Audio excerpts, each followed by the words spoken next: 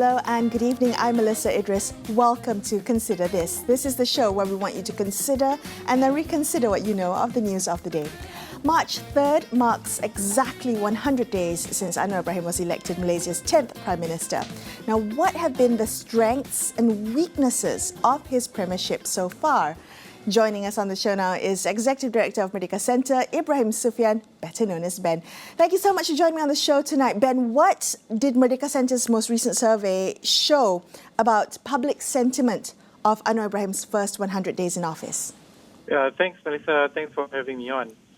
We carried out a survey about 75 days into the administration, and what we found was that at that point in time, more than two-thirds of Malaysians were satisfied with how Anwar Ibrahim performed in his role as the Prime Minister.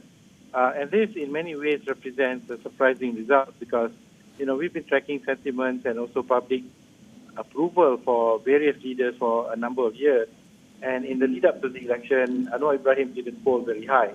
But I think once he has taken over the role, the position as the PM, and I think the initial statements and the public actions that he has done, I think have won him some support within the public, particularly younger Malaysians. Okay, what are the things that have won him the support, Ben? I think number one, Melissa, is that the unity government itself, vast majority of Malaysians are fatigued with political infighting and unending uncertainty about the stability of the government. So many people do believe that with the formation of this unity government between Pakatan Harapan and Barisan Nasional and also the Borneo Party, the stability of the government would be more assured. They're more likely to stand rather than fall apart. I think that's one. Number two, with the inclusion of Barisan Nasional into the unity government, at least, nearly one half or just slightly under one half of the Malay Muslim population has voted for this government. So while that is not in the majority, but that's a lot more sizable than what Pakatan Harapan enjoyed in 2018. So a lot of the insecurities of some segments of Malay Bumi Putra voters that were present in the 2018 iteration of Pakatan Harapan seems to have dissipated somewhat. And then thirdly, I think this is important to note, I think Anwar Ibrahim came right off the bat speaking that he's going to address the economic problems of the country. And then one of the initial acts of trying to form a committee of government officials to address cost of living issues, I think that all was taken in quite well by members of the Malaysian public. Okay, so those are the things that have won him some support. What would you say are the things that have caused him to lose support? Well, I think at this point in time, or at least at the point in time when we carried out the survey, his support level is quite significantly positive. However, I think moving forward, there definitely will be some challenges in maintaining support. And I think these are going to draw upon two major factors. Number one would be how the economy performs in the coming months and years ahead. A lot of times, new leaders come into the picture and then the support or popularity dissipates when the leader has to take on unpopular but necessary actions. That we've seen happen time and again with the various leaders of this country. The second issue that we think he's going to be confronted with relates to the situation involving some leaders in his administration, particularly those that are facing court cases. So there's going to be public interest in how those individuals are going through their court cases and whether or not the cases are going to be judged independently, impartially. So I think those are two things that will determine the rise or fall of the popularity of the Prime Minister. Okay, on that note, Ben, has Merdeka Centre done any surveys to gauge public perception towards Zaid Hamidi? I'm curious to know whether public perception towards Zaid Hamidi has changed now from, say, before the elections. Well, we did. When we carried out the survey, we also put in a number of names in the list. We didn't put it out in the public space the other day because we wanted just public discussion to focus on the PM government and some of the key issues. But we found that public approval for Zahid Hamidi remains relatively low compared to many of the national level leaders that we've tested. It is slightly higher, marginally higher, so compared to in the lead up to the election. So I think Zahid Hamidi remains a figure that is having a tough time to win over the public. So I think until he clears his name in the courts, I think he's going to have this dark cloud hanging over him. Does that affect the way the public sees this unity government as a whole? Does that impact the perception of this unity government? How well are they working in the eyes of the public? Well, I think many members of the public has priced in the situation of the so-called court cluster. And I think if there's any change in terms of public perceptions towards the government, it will be dependent on whether or not the public accepts whatever judgment the court eventually gives out when the trial comes to a conclusion. But I think the most important factor, I think, right now is that the unity government, is keeping its issues and any contentions behind closed doors, and therefore creating this image that generally they're working quite well. And I think at this initial stage, they're still working quite well. From what we hear, the relationship between the different ministers are generally very cordial, and people are, I think, motivated to prove themselves and deliver, the great part of what the public wants, which is a more robust economic growth, addressing some of the key concerns like cost of living, jobs, wages, and then also eventually improving public service delivery and integrity in the system. But I think 80% or 75% of the concern revolves around the economy. And I think the public wants to see the stability be maintained so that then we will continue to have investor and business confidence strengthened in Malaysia. I was particularly interested when you said that, every government has this period where they have a honeymoon period, and then, when they actually implement the reforms that they've promised, that's when they start to lose support. With this particular unity government, with Anwar and specifically Pakatan Harapan, are they being held to a more impatient standard to the GE50 manifesto and to their campaign promises? Yeah, certainly. I mean, we have to see that this government was formed through the patch-up of, former hostile competitors. And so there's definitely going to be a lot of questions and doubts about the viability of this unity government. Many observers see it as a fragile coalition. But I think, first and foremost, I think the contesting parties do know that no one could form a government that's stable.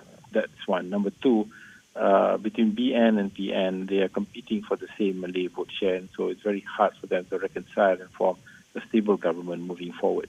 And so I think on the part of this government, this honeymoon period is there so long as they don't make major mistakes. But the honeymoon period could be extended if they continue to be able to display to the public that they're very earnest, they're working very hard to address some of the problems. But I think more critically is that people see the economic growth trickle down. So we have seen, big GDP numbers last year, 8%, and perhaps this year slightly above 5%. Those are all numbers that, doesn't figure very well with members of the public. But what we think is critical is to see, are the retail outlets being active again? Are people having the ability, the disposable income to spend a little bit more? And also tourist arrivals and investment take-up in Malaysia, will that pick up or not with the reopening of China and so on? So if the economic growth continues to, putter along, then I think the government will have ample time to win back the public, initiate some of its reforms, and eventually also introduce some of the slightly more unpopular things, perhaps in the second half of this year or early next year. Ben, as a long-time observer of politics in Malaysia, but also as someone who sees the missteps and what gains popularity, what doesn't, what do you think are the lessons that Anwar Ibrahim should take from his first 100 days in office? Are there any changes that this administration should make going forward? Well, I think very key, and I think he does understand this because we can see the cautiousness with which he deals with the civil service. Because ultimately, what really runs the country is the, 1 over million strong public service sector. They are the ones who implement policies thought up, initiated by political leadership. And so I think, number one, I think he needs to maintain a very good relationship with them and not really upset them and things like that. I think he's learned the lesson from what happened in the 2018 period onwards. Number two would be the appointment of key individuals that doesn't rile up sentiments and allow or give room for the opponents to mobilize public support against them. And number three would be the prioritization of what reforms and changes that he needs to bring. I think he has put good foot forward in the sense that he's talked more about the economy. He's trying to address that. Some of the measures that have been put across appear to be more short-term oriented, such as this menu rahmah and some of the food delivery programs that some ministers has come up with. This appear to be short-term, but I think these are all things that show that they're trying to address the immediate concerns. But what really matters in the end is the stability that can be created, and then using that stability to put Malaysia back on the market again, bring investors to come in and bring tourism and others to come back to the country. And along the way, initiate the reforms that will make our country more efficient in terms of public service delivery and processes, but also a cleaner and tighter ship moving forward. Ben, thank you so much for joining me on the show today. That was Ibrahim Suffian from Merdeka Centre. We're going to take a very quick break here and consider this. We'll be back with more. Stay tuned.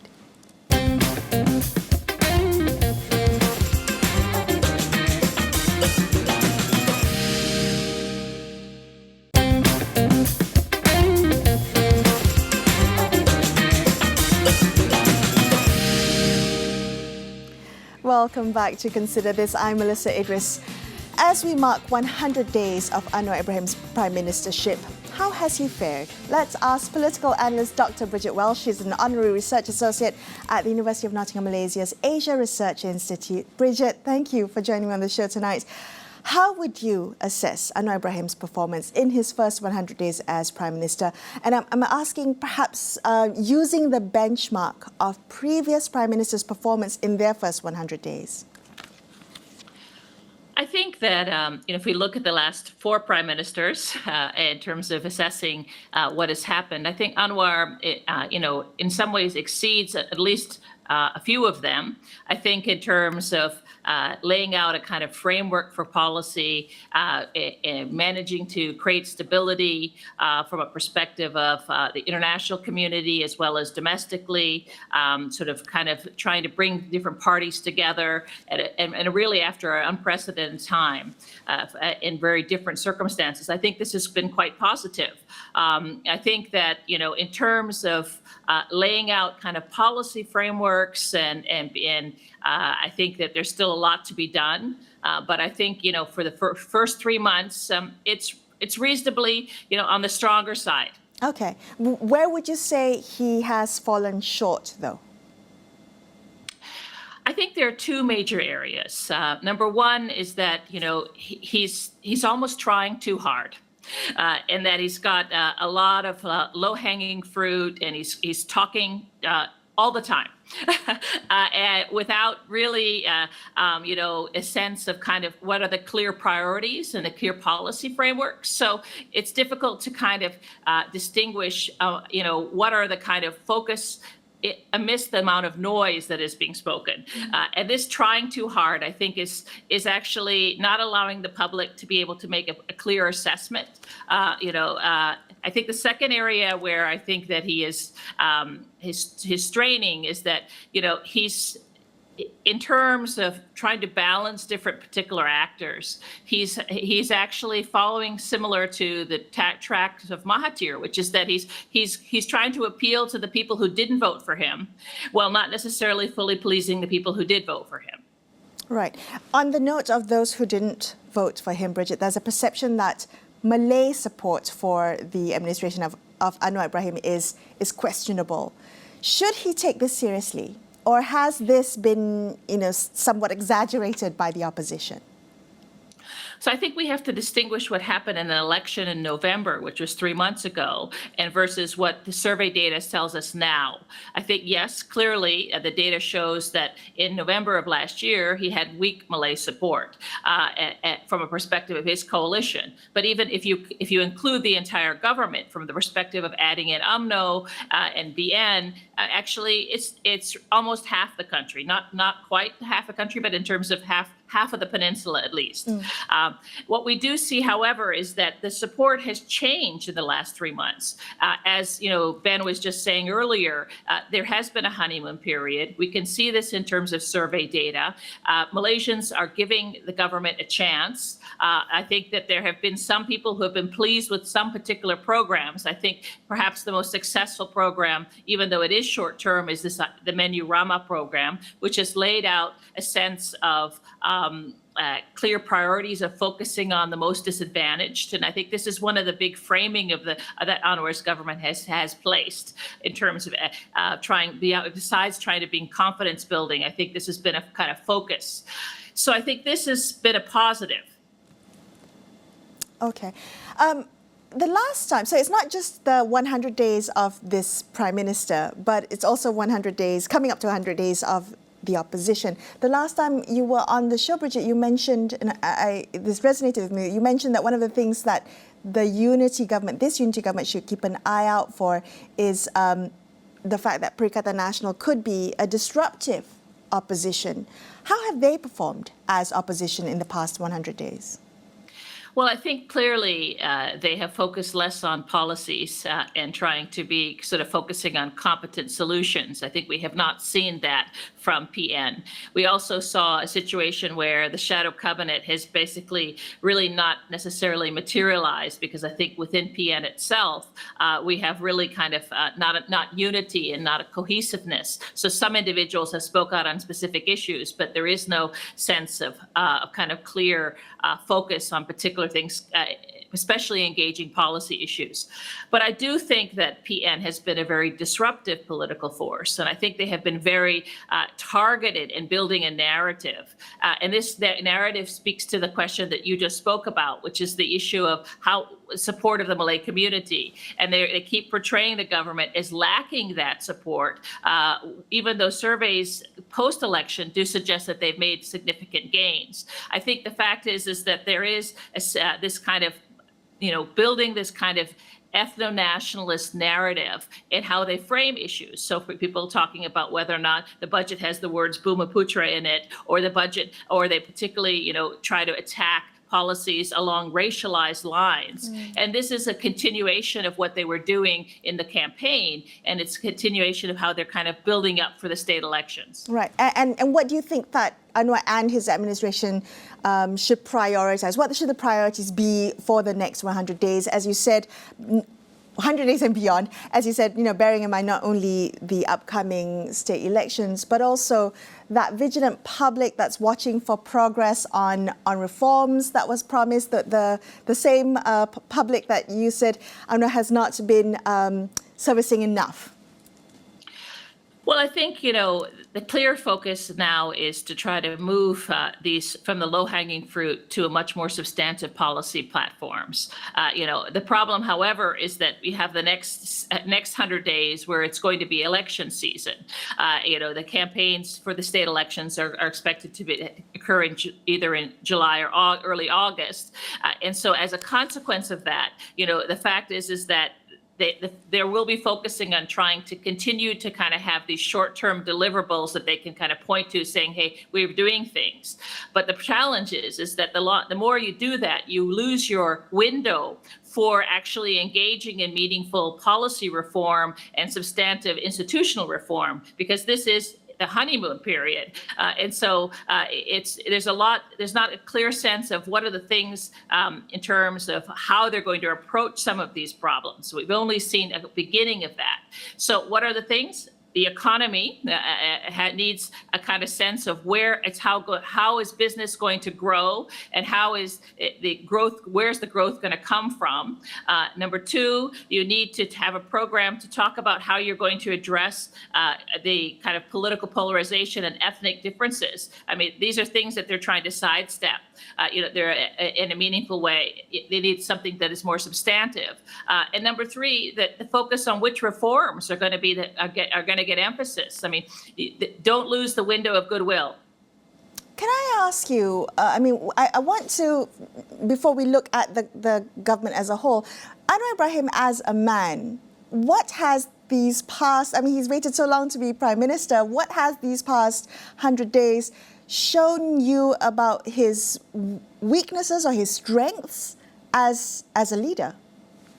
So I think let's start with the strength. I think one of the big things that we have seen is that Anwar has been able to use external legitimacy from the international community in terms of his at home. We can see his visits to Indonesia, to Thailand, to the other countries in the region. He's been warmly accepted, and I think there's a sense that he's a global leader, which I think in turn has a kind of shows the kind of person that he is, a cosmopolitan leader that is well respected, and that in itself helps to help to build Malaysia's image internationally, and helps to kind of reassure investors who are looking at Malaysia after a period of intense political instability, whether or not there's going to be continued political stability and whether or not there's going to be kind of proactive leadership. Feedback I've received from places like Indonesia and Thailand has been extremely positive about this government from the perspective of being a kind of returning to a strength and a position of strength. And that has been one of Anwar's strengths. I think the second thing that is also important about Anwar as a positive sense is that he is kind of keeping on message of reform. Whether that has substance is another question. But right now, what we still have is the sense that this is something that is anchoring him. And that is partly what has anchored him for a long time. The question now is to actually move from talking the talk to walking the walk from the perspective of deliverables. And weaknesses? Was that already included? Slightly, but I think that I mentioned earlier too. Number one is that Anwar still has a trust deficit that he has to manage, and that trust deficit is both still within his coalition, especially among the smaller parties, as well as within parts of the public. And number two is that he when he continues to make promises, he opens up spaces for people to say of failing to deliver those. So in a sense that there's a lot of talking and a lot of focus on him, but not necessarily focus on what are the kind of outputs going to be. Right. And what about the people that he has selected to be in his cabinet, to be part of this government? It's coming up to their 100 days as well. Has this been a good selection that has boosted his ability to perform as Prime Minister?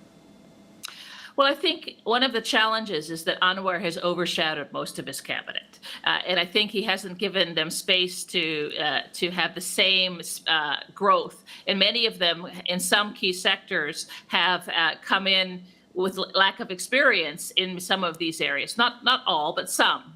So I think that there is this pressure for them to perform, given that they haven't had much experience, and I think that.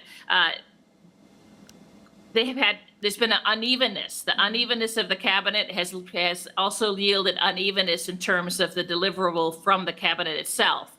I would say there have been a few bright spots. I think that the health minister has actually, has had to deal with a very significant and serious health crisis, and how the conversations she's had, both her and the deputy minister, not only with doctors, but in terms of sort of clearly setting priorities and putting this on the agenda, has been positive. I think we've seen in the area of domestic trade and consumer issues, we've seen Salahuddin focusing on the menu Rama, which has been very popular, but is also kind of indicated a kind of framing and a kind of focus on low income, which I think has also allowed him to shine.